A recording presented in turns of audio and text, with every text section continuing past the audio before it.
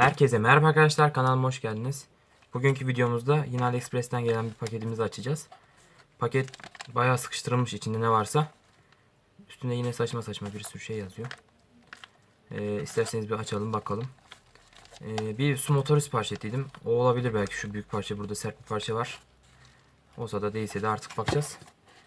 Şöyle bir, her yeri de dolu gibi, yani zarar vermek de istemiyorum da. Şu ucundan keselim ya.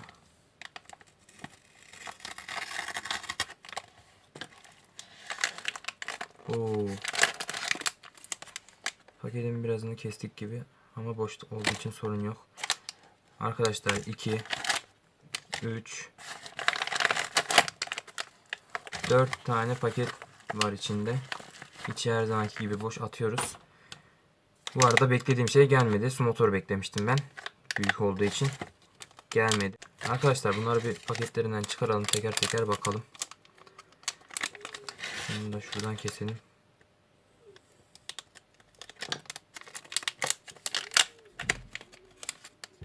Paketimizi atıyoruz. Arkadaşlar bu Arduino için geldi. Bluetooth modülü bu. Arduino'dan buna 4 pinle bağlantı kurarak telefonumuzla buna Bluetooth'u açtığımız zaman, bağlantıyı kurduğumuz zaman Arduino ile telefon arasında kablosuz bir iletişim kuruyor. Bu Bluetooth HC06 modülü. Bunların HC05'leri de var.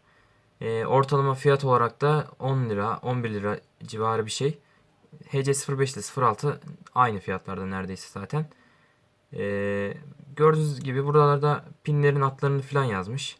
4 tane pin var. Ondan sonra ek olarak da 2 tane yanlarda pinler var ama oraları bağlamamışlar. Demek ki fazla kullanılmıyor. Bu modülden ilk defa kullanacağım ben. Anten görevi görüyor burası. Bunun sayesinde kablosuz iletişim kurmuş olabiliyoruz. Bununla neler yapılabilir?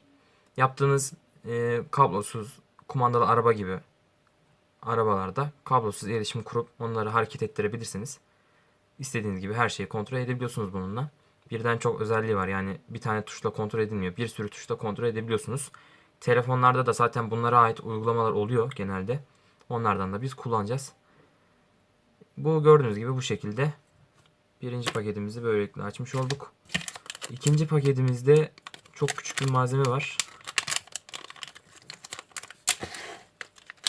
Şöyle dökelim. Bunu atıyoruz. Bunun içinde şu şekilde pinleri göndermişler. Bir de şöyle bir devresi var. Şöyle göstereyim. Havadaki basıncı bu devre sayesinde algılayıp Arduino'ya veri gönderebiliyoruz. Bunlar da bağlantı pinleri. Şuradan şu şekilde lehimleyip Arduino'nun üzerine takabiliyoruz. Bunu ben, bir projem yok ama merak ettim. Ucuzdu da zaten, bayağı ucuzdu bu. Onun için aldım. Fiyatını hatırlamıyorum. İşimizi görür diye düşünüyorum. Üstünde SND montajlı dirençler var. Kondansatör var. Şurada küçük bir eleman var. O büyük bir ihtimal basıncı algılıyor. Üstünde delik var bir tane. Küçücük, çok küçük. İğne ucu kadar delik var. Onun sayesinde basıncı algılıyor herhalde. 2, 4, 6 tane pini var. VCC, Ground, SCL, SDA, CSV, SDD demiş. İşte 8 tane pini var. 8 tane pininden Arduino'ya bilgiler gönderiyor. Bilgiler alıyor bu bağlantıda. Bu da bu şekilde. Bunlarla ilgili ileriki projelerimizde zaten yine videolarda göstereceğim. Bunu da şöyle yanına koyalım. Yine Arduino'nun elemanlarından devam edelim. Şöyle açtığımızda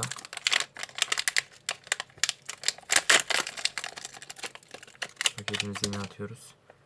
Arkadaşlar bu gaz sensörü. Havadaki gazları algılayabiliyoruz. Titanyumdu. Havadaki doğalgaz gibi gazların hepsini bunun sayesinde algılayıp Arduino'ya bilgiler gönderebiliyoruz. Üstünde hassasiyet derecesini ayarlayan bir trim pot var. Şurada bir tane SND yüzey montajlı led var. Power led diyor. Açıp kapalı olduğunu gösteriyor. Şurada da aynı şekilde led var iki tarafta. Buralarda dirençler, kondansatörler. Burada da o algılama sensörü var. Bu da yine içinde değişik değişik maddelerle algılıyor.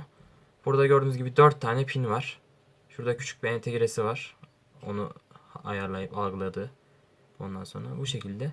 Arduino'da bununla ilgili yapacağımız robotik kollarda bunu kullanacağız.